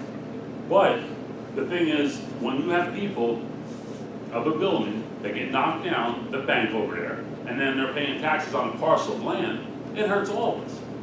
You have a church sitting there, you have another building sitting down there that they're buying. AOG is buying a lot of buildings, which is good. Hopefully they continue to buy stuff and they bring business into the area. But it really kind of stinks where there is nothing, for nobody to really have anything in the village. For every shop that they are maintaining what they got. But it's sad because, and I don't know why, maybe Chief Torby that's weird saying that, brother. But Chief Torby can answer. The village used to have the traffic all go through Highland Falls. There used to be so much business in Highland Falls with Army football, just Army football alone, they used to strike. But they don't stop it here. So maybe we can look at different areas of that. Yes, Ms. Fallon. Stone and Goldsmith and everything. Which hurts a lot. So that's something I think the building board might address with West To Point. bring in more business into the area. Why do they mandate that they go out to that? If they want to go, they go, and if they come, if they want to go to the village, they can't. I agree with And that. that hurts the football games that we had. Oh, yeah. I remember traffic down on Reed Street when I was a kid, so, it's, we're a remote site for these people, and it's sad. I say I am associated with West Point, I'm here because of my spouse, and I want to see this town thrive. Oh, I know you do, I know, you have a lot of I know a lot input in of these people, meetings and stuff, and I appreciate it. Also in the same position as me, want to see the town thrive. Oh, yeah, My third question is going back to this, both hotels on the end of our street are done. Every time people come to town, they say, is that safe? They should probably just tear that down. And, I've gone back and forth about the building department and their responsibility issuing code violations.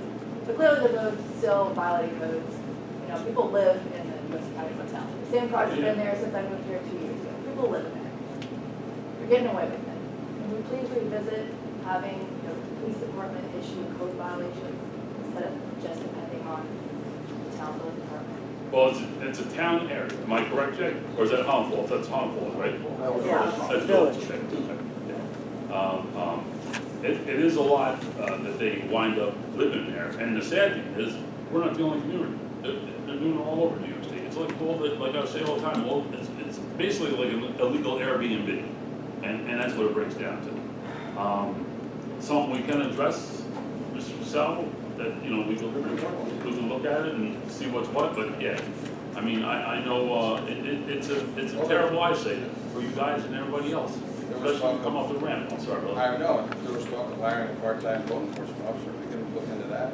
Yeah, I mean, I want that up. Why can't we use the police department to issue code violations? They can't Because issue, they can't issue code violations. yeah, they can't issue code violations. We issue, the building department issues the code violations, but enforcing, like, It's not criminal. it's not with the building code enforcer is not he doesn't carry a badge, he doesn't arrest anyone.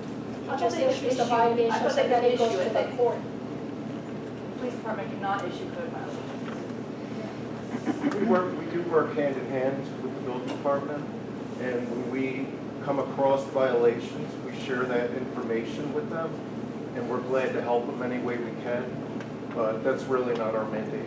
That's ours. I believe the town has been saying maybe maybe I'm mistaken. Is it an issue that we need stricter codes? Why are so many Well, of our I think there's a lot of buildings- codes on the books. They are, but there's even the typical, like I brought them up before, the typical store owner, when they're closed, there's a book, a code book that we're supposed to have. They have cardboard in the windows, they have brown paper in the windows. You're supposed to have a dressing in the window if your business is closed. It's supposed to be presentable for Main Street. And a lot of them do not do it. And because we are a service that was consolidated, it's the village the town that takes care of it. But nothing against Mr. Hannibal, but he is he needs help. He does not receive help, and that's what hurts. That's what hurts a lot. Phil gets probably 100, 150 calls, 200 a day probably, and he's only one man, and he tries his best. And the sad thing is, when the Christina Hotel was over there before they knocked it down, he had so many violations. These people, they don't show up to court. You can't do nothing about it. The illegal down at the bottom of Station Hill Road, you have a trailer parked there, right? That's not supposed to be. Phil's getting, and Trustee Guerra, she walked out, she mentioned before how many citations that he's given. And they just go to court, or they don't show up to court. Like I said before, people don't care. They're not gonna do anything about it. Yeah, so if you actually watched the last town board meeting, they were praising Phil, and God bless him. He's working Saturdays, Sundays, he's there all the time, right? So he's working all this overtime, but I don't think he's getting paid overtime. And then I heard from one of the members that they don't need help now. So I'm kind of lost when he's doing all this work. They don't want to give him some more help. But he's working Saturdays and Sundays, but they don't want to give him any more help. So I want to go down and ask them why they choose not to give him a little bit more help. I mean, we all help pay that salary. All the village residents help pay, part of that salary on that line down there. And I think we deserve to have Phil helped out. Because if he burns out, then where are we at? You know what I mean? We don't need Phil burn out. Why don't we all just do that the next meeting? Can they ask that too? We have a contract with them, and they're not fulfilling their contract. I mean, we'll do it. Yeah. We'll get all the. So, but follow me a little bit, I mean, sometimes they say something and then. You know what, if you ask the person in his face in the last year, it's all go down. I'll be there for this, I'll have everybody there. That's what you want. I've already done that. Thank you for your I've been over comments. there, I've been to the town meetings for the last couple months, and every time there's the back and forth, you guys have Send it very back. different things to say. But from their perspective, they said that there's, I could be wrong, an engineering company that works with the building department that's supposed to assist in all of these things. So, yes, I mean, to have the town board come here or to have us go there, but there definitely is a disconnect between our two communities here. And it puts us all in a really bad position because who do you go to? Who do you call? What can we actually do about this? I mean, at what point do we maybe come together, our boards, and start figuring things out and accomplishing things instead of just talking about the problems? You need to consolidate the board meeting. The town and the village come together. One room, we're all residents of Bellevue and address these questions. It's a great idea. Right? That is great. That's what's gonna lay everything out on the table, air all the grievances out, and maybe come some type of consensus. Because she's right. I go to those meetings too, and there's a big disconnect between what this board is saying and what that board is saying. Phil Hannawalt is the code enforcement officer. Yes, sir. He's not the village engineer. Right. I mean, excuse me, he's not the town of Highlands engineer. Right. And they do hire somebody, the building inspector. He is the code enforcement I officer. think that would pay dividends. Yeah. If somehow, the mayor and the supervisor get together and somehow have a consolidated meeting, and maybe it's off the standard battle rhythm that we have one, and that way, and whether it's here or where we want to have it, I think would be beneficial, because then at least we can air out the grievances and get some type of consensus on these multiple We issues. probably could just have a meeting on the building department alone. Yes, sir. Okay, with respect to this, now, I'm on the planning board. Most people know I am. But anyway, we have a code book. We have a code book for the town, we have a code book for the village. All right, we have one code enforcement officer. We have a project now in the town where where there's violation upon violation upon violation. And when it goes to court, it gets pushed around. I don't know if the judge is getting, I don't want to say anybody's getting paid off, but something's going on here that seems nefarious. Now, you've got one man that's taking care of this. One man, take care of the village of Highland Falls and the town of the Highlands combined. That's it. You got one person. Now you got codes. Have codes that are written, and you can take the paper and you can wipe your butt with it if you want it enforced, because there's no teeth in it. All right, okay, I can tell you, you're going to get a fine of $500 if you don't pick up your garbage by tomorrow. But who's going to enforce that? I can give you a ticket if I'm a code enforcement officer, but you can throw it out. That's where it goes. And then it goes to a judge somewhere at a point in time, and then a negotiation made, and nothing ever happens. This is what's going on. It's going on in Fort Montgomery, that's the town. It's going on in the village of Highland Falls. It's going on everywhere. But if you want to have a combined meeting, that's fine. But then get a code enforcement officer and put something in the laws of the village and the town to where you have teeth in every ticket that you're writing. If you don't do that, then you're going to just do the same thing over and over again. You know, you can talk about it, you can cry about it, but if you don't do something about it, nothing's going to get done. Thank you, Ed. That's what I've been saying. I've been saying all along, okay? It has to go through the court system. Like he said, the code enforcer can issue the violations 10 times and you can wipe your butt with it, but he's not going to go over there and handcuff you and take money from your pocket and say, you know, you got to pay it. That's not their privy. Okay? It's not the village law that tells them that they can do that. We haven't told them that, okay? So we need it has to go through the court system. And like Ed is saying, when it goes to the court system, well, you know, the building department doesn't have anything to do with the court, with what the court decides once it gets to them. That's the issue. So when you ask, you know, well, make them pay, make them change it, make them rebuild it. You cannot. It has to go through a court system. We cannot do it to you, okay? Is it a town court district? Yes. Is it Orange County? Where does Town it go court. to? Yeah. So do we need to ask questions? So what are the questions we need to ask? Why is this? When you go, if you're a code enforcement officer, right, you develop a case, so it's just like anything else. So this person has X amount of violations. It could be water effluent running off into the street, could be pumping effluent or storm water into your sewer treatment, into your storm drain or sewer drain. Could be anything like that. Now you gather up this evidence, you do all the tests, all that, try to find out what's going on. You bring it in, eventually it has to go in front of a judge. So each village and town has a lawyer. They go in front of the judge. Then the person who has a problem he goes in front with his lawyer, and they negotiate some kind of settlement there.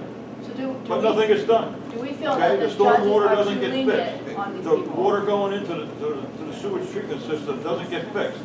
All it is a big show, one way or the other. And people just keep working and doing what they're gonna do, just to get, because they don't want to go and get a permit to do anything. They don't want to abide by the law. And anything that you got that comes in front of any of our boards, it all goes through that guy's office. Right, When there's something that comes before the planning board, it goes through his office first. right. Okay, so this needs to go to the planning board, boom. If- All if the you- paperwork has to be filled out, that comes from him to us. If you want to get together and go to the town board meeting, we can do that. That's not a problem, but I'm just gonna move on because there's a lady in the back. Okay, so I want you to repeat again, what happened 3 years ago with the motel down in Pellwood? And what is going on with it now and why hasn't there been a vote already? I know your name, can you please just state your name? for the- Sharon Guy. Sharon Guy. Ms. Guerrero made the comment. Yes, she did. So I want you to verify that what's going, because I don't know what's true right now. I'm hearing two different things. All I can say to you is that we have a couple different zoning maps. The last one I saw from the county didn't have the change on it. I believe it did have a change on it. We are looking at the zoning again. We did change some zoning. We followed the right procedure. How come we didn't know about it down in Pellwood? All the public notices were put out. I mean, it was the same procedure we were going. Like you put it in the paper? Yes. Anytime we have to follow a certain procedure. The clerk at the time, Gina, who served the community for many, many years, followed the same procedure that we've done before. There was no like secret cloak and dagger meeting. In fact, we were getting, if I recall correctly, we were getting beat up to try to help support a major project on Main Street. We looked at a couple different spots on zoning on Main Street. Some spots got changed, some spots that shouldn't have got changed. So we are looking at it all over again. And it was the village board that changed it? Yeah, the village board changed. But some were changed that weren't supposed to be and some were? Some properties got lumped in where the change was that shouldn't have been in that zone. Okay. That were still like technically residential, and they got lumped into a different zone, a B3 zone. But you can't just change one zone in one little section of town, otherwise it's considered spot zone. And that's frowned upon. So we have the master plan, the board decided to move forward with it because of a grant. We are now looking at all of it again, because we've heard from residents in certain areas that we need to maybe make some changes. And I think the board as a whole will probably do that. You know, the mayor wanted to meet in the meeting and have a meeting in October to do that. We're dealing with some issues regarding to that, but I would think we'll have a meeting very, very soon, and then we'll probably talk about it in the first meeting in November, and maybe decide on the second meeting. Obviously, we have to have one more, I think a minimum of one more public meeting when we have the draft finalized from the board to present to the public. So we have a couple steps to go through. We're not gonna hide it, I'm not gonna hide it, and then, you know, we'll make some changes, I would imagine. So my main concern, there's several concerns, is these huge buildings going up, then they're gonna be filled and be welfare motels. It's not gonna be good for our community. Right. We see what's walking around town now. You're wondering where the money is going to. The federal government is supposed to be spending on the people here in the United States, and you see what's happening. Right. So I'm not thrilled with a 6-story or even a 5-story building going up next to my house. And number two, even though it seems to have calmed down now, there have been so many incidents of people who were coming from drug rehabilitation centers being put in the motel next to me, shooting up heroin, and I could watch it outside of my window. I don't know how many times I've called the police. I think that the village needs to maybe get a FOIL request on all the things that have been happening down at the motel and consider that as well, because this still goes on, but it goes on in the middle of the night. People are being brought in taxis from New York City. You don't see any cars at the motel, but it's filled. It's filled. And they're telling them, because they know that we've been going to to the village board meetings lately, so they're telling them to stay in your rooms and be quiet until the next taxi comes and picks them up. So I'm telling you, this is going on, and I'm disgusted by it, and even the fact that you're sitting here saying that we might make some changes, I'm telling you, I am furious about having to think about these buildings go up there. And like you said, you can't put lipstick on a pig and make it better. I know that they're trying to make it better because they want to have all these people come in here, and I'm sorry, they've had all these years to upkeep these motels. How many years have they been here? Since I've been a child, I watched that motel being built next to my house. So, and the other motel was there, Joe's Motel. It was Joe DeBias who lived in our neighborhood, who actually developed our neighborhood. But he kept it, it was a beautiful little motel. Now it's people that are living there year round. And there's some living year round in the motel next to me as well. So, I'm telling you. Just to clarify, the only reason why I say might make some changes is because the board's got to vote on it. So I don't mean like we're not going to make changes. It's a board vote, so I say might because I don't know how the board's going to vote. Well, I remember years ago when the paper came out on whatever day it was, on a Thursday, and the meeting was on whatever day it was. We had like one day, had no notice. I was working back then. By the time I got the paper and sat down and read it on the weekend, it was too late for me to do anything about any kind of meeting. So I just appreciate it, that you take a little bit more consideration for the people in Pellwood when something is going on, that you could even give us a little call. Hey, we're going to do a vote on this today. We're going to be talking about it at the meeting. I know that you would like to have us here every meeting. I would like to be here every meeting. It's a little bit more difficult for me these days. And just so you know, I don't have it with me tonight, but I'll have it for next meeting. I did ask the chief to give me a list of calls there for like the last 3 years, but maybe I'll go back a little further. Any other public comment? Okay. Jim? You? Yes, sorry. Hi, that's all right. I just wanted to tackle onto this situation with the code enforcement, and being in different parts of the town, you see different things. See, I really didn't know about the situation with the hotels and the motels and things like that going on. And we kind of are left in this gray area of what can we do to actually enforce these code situations. But these code violations and whatnot that are going on, obviously they're not pleasant that go on around town, but they're not the only problems that we have around here. And there are things that we can do stuff about. And I'm talking in the sense of we've got a handful of different vehicles that drive around town bumping music like they're in a nightclub, and different houses that are blaring music all through the night, and you've got to call, and after the 4th time you've called dispatch, maybe they issue a ticket to wherever these different locations. But there are a lot of things that go on in town that can be done. There are things that we can do to improve our area in the way of noise violations, and even like parking violations on. I live down on McCullum's, Schneider Avenue, the no parking zone there in the middle, just past your building there. It's blocked all the time. I mean, every single day. You could have the police do circles around that part of the neighborhood and issue ticket after ticket after ticket. There are things that can be done to improve our communities, and not just through code enforcement, but all of our other departments as well. So Chief, did you hear all that? I did. So I'm generally in Monday through Friday, 8 to 4. You can give me a call, come sit down with me. I'd be happy to discuss some of that with you. Yeah, in the meantime, let's keep an eye on the parking there for that particular section of town. And I know we have the meter fella that, I won't say me. I mean, it's a tow-away zone. I mean, if people are parked there and you're issuing tickets and Yeah. there's still parking there, No tow problem. them away. I mean, you wouldn't have to tow very many cars for people to stop parking there. No problem. I don't have a problem.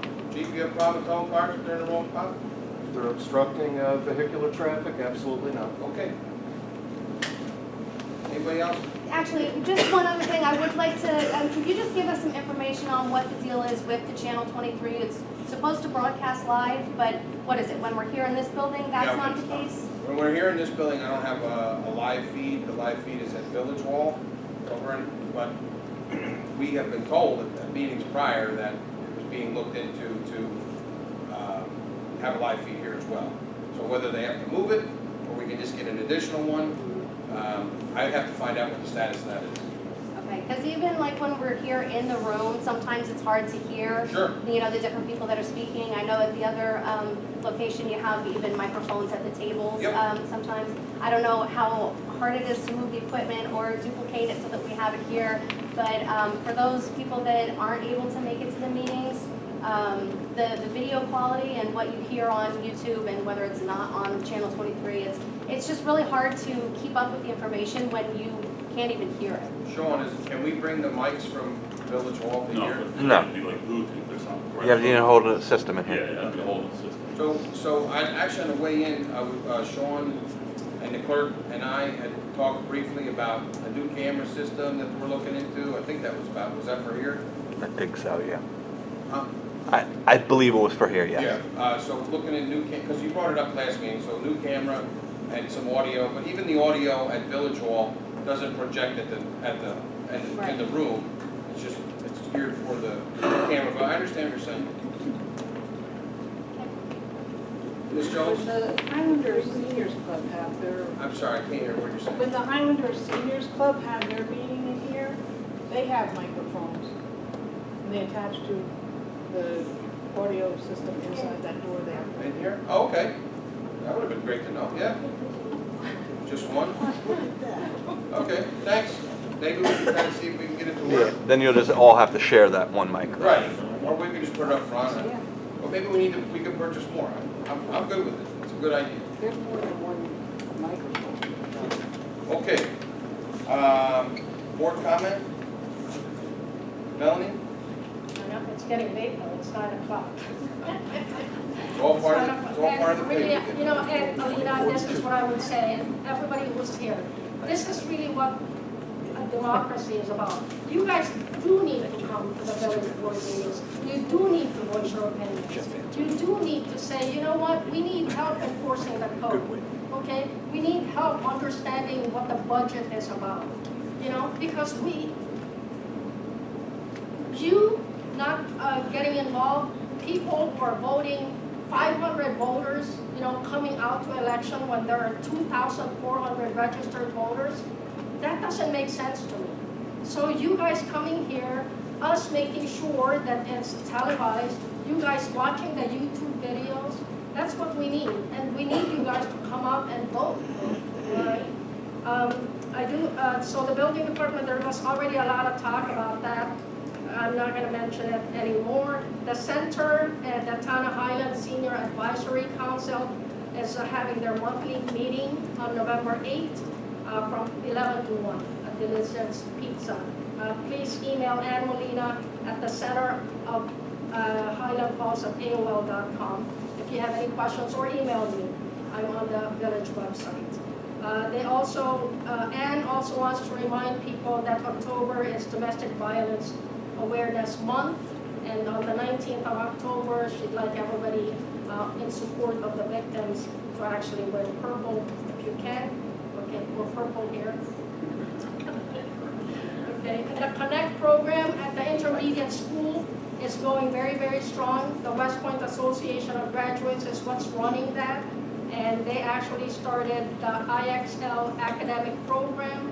It's for students who are not so strong in math and English,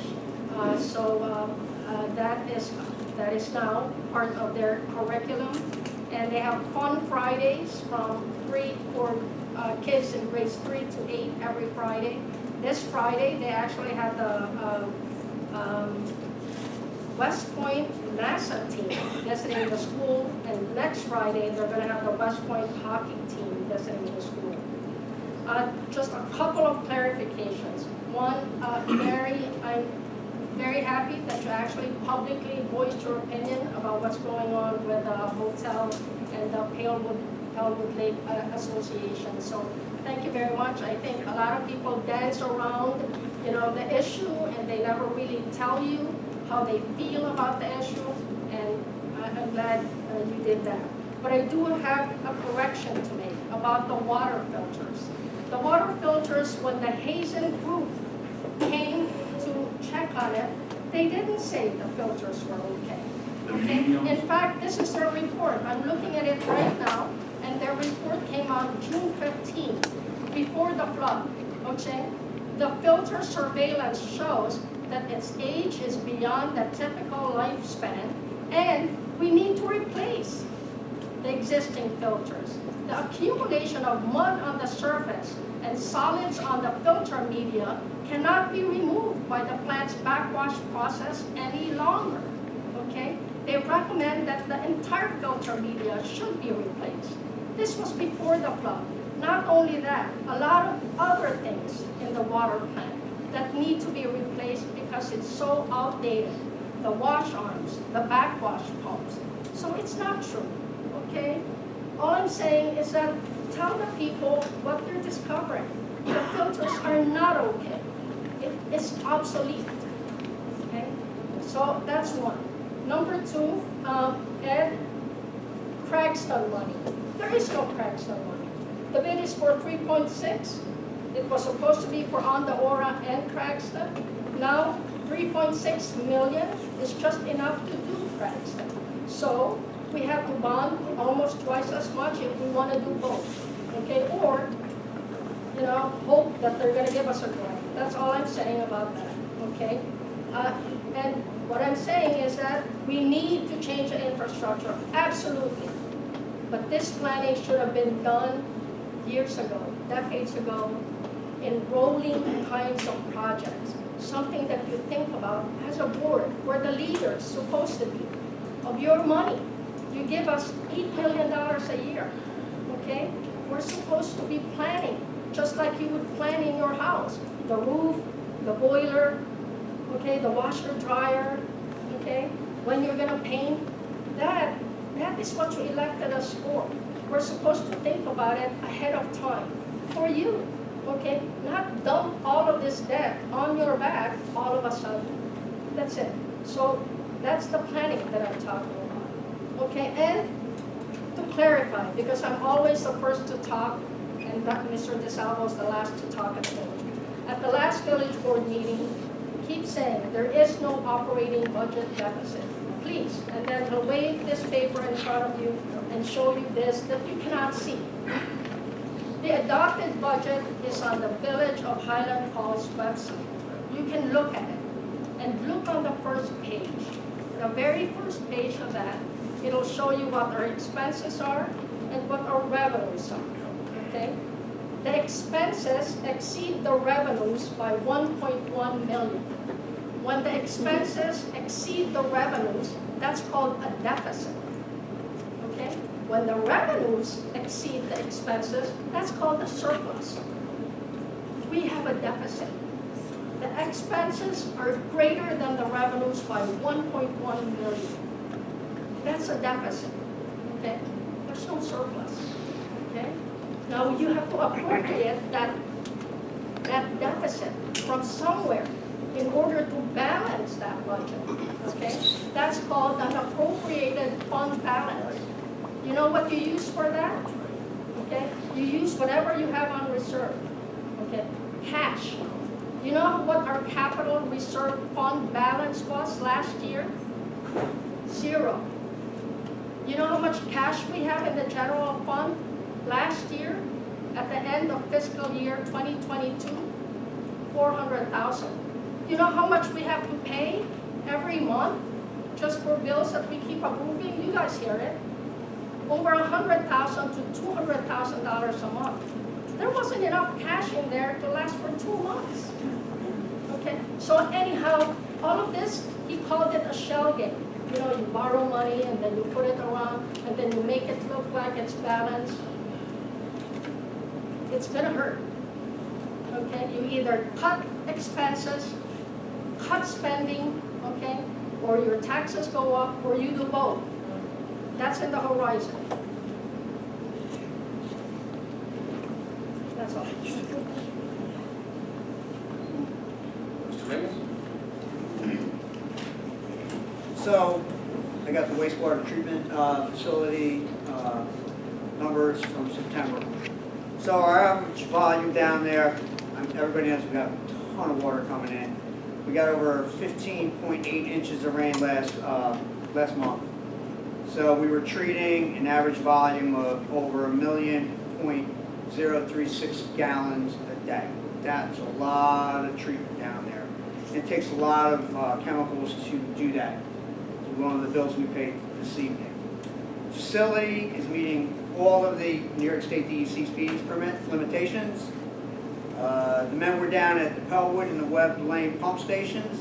They are operating properly, and they check and clean them regularly. Our belt press was in operation for 3 days during that month. That's all we needed, which is a good thing. The village engineer was down there with FEMA, which we discussed more than everybody probably wanted to hear, but you need to hear it this evening. So they were going over to some of the flood damage down there and a couple of the elevator rooms and stuff like that. We're figuring all that out. We have operators down there, great operators down there. And not only do they operate the plant, but they also go out and they do scraping, painting, and any other general maintenance that's needed to be done down there. Those guys definitely need a pat on the back for sure. And they continue to do maintenance on the pumps, motors, and any machinery down there. Our automatic brick removal system just went back online October 13th, which is another good thing. So, I hate all the bad news that we always get out here. So I'm going to throw a couple of good things out there. Maybe what we need is an architectural review. Everybody doesn't want to hear it, but maybe that's what we need. So when things are going to the planning board, we have an architectural review board that likes to look at things a different way and give an opinion on what these people that come in and invest money in our community can actually put up and what it's going to look like. That would go a long way. I gave, many years ago, a waterfront overlay district. And I worked painstakingly with the village planning board at the time. Probably 80 hours I put in on it, along with the planning board attorney at that time. We came up with the waterfront overlay district. This is a floating district. This would bring revenue to the village. It would be a plus. And it's a floating district. And what it does is it gives a layer of accountability. So in this waterfront overlay district, you have to be X amount of feet away from the river. There was a lot of parameters that you had to go by and come up with a plan, present it to the village board. The village board could say, yes, we love that. That's going to be great for our village.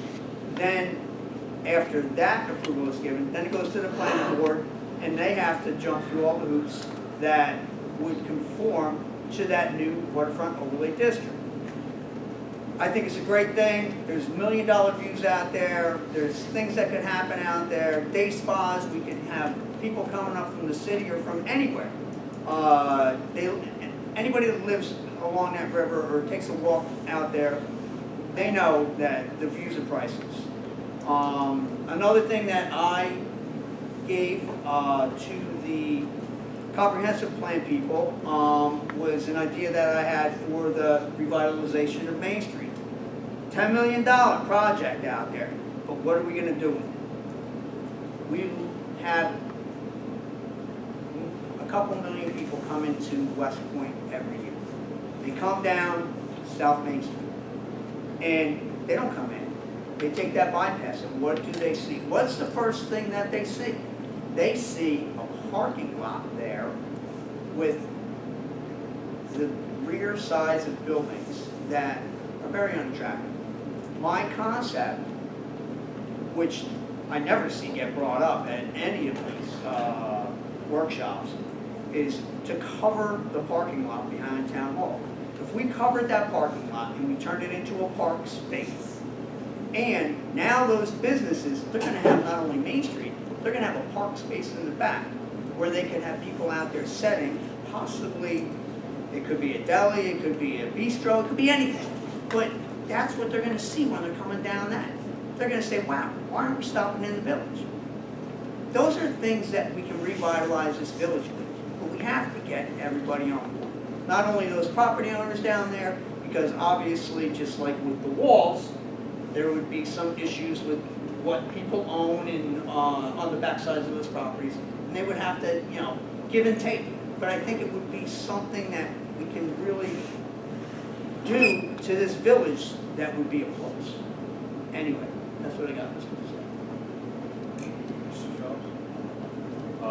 Just short and sweet. We will let you guys know on Channel 23 and in the paper. We will contact Mary Jane when we are going to be flushing the hydrants. That's going to be, will be at the end of the month. By the end of this week, the pool will be closed up. I know we're a little behind schedule. That's because we're short up at the plant. But I do want to thank the guys at the plant for doing what they are doing and picking up the slack.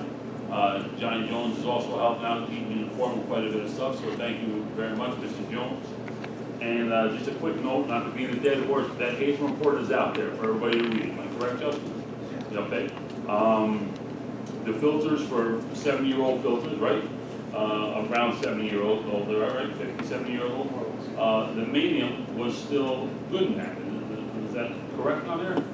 For what it is? It is old, it is functioning, and we are making permitted requirements of it. Yeah.